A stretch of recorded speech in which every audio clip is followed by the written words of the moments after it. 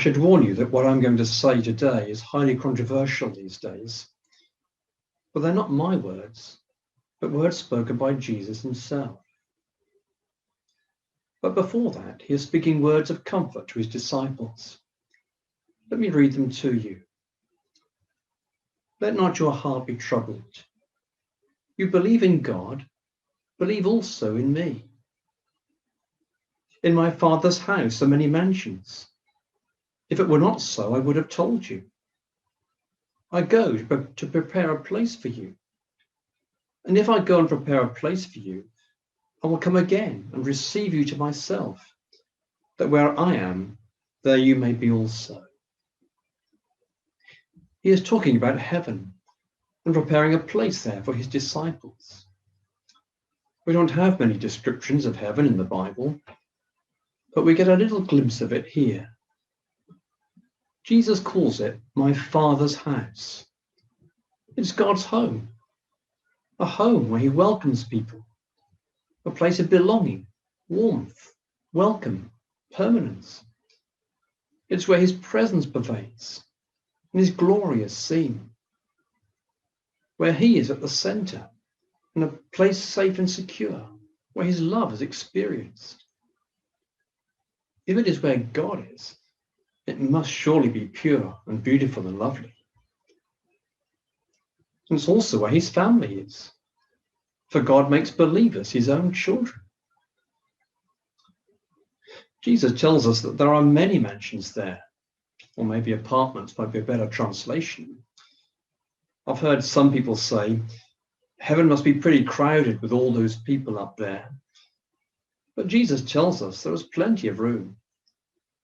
When you think of how big the universe is, we don't have to think of heaven as small, do we? There's room for all who are willing to enter.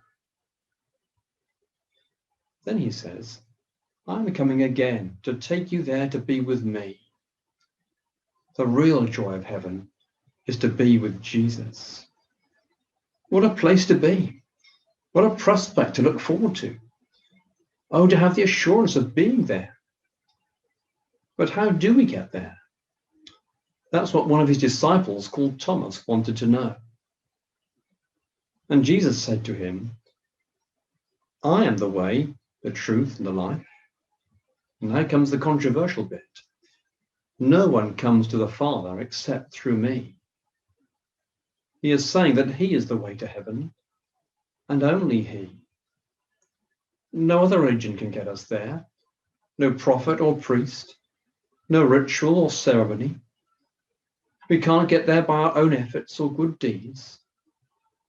The only way is through faith in Jesus. I know this isn't PC these days, is it? It sounds far too dogmatic and exclusive.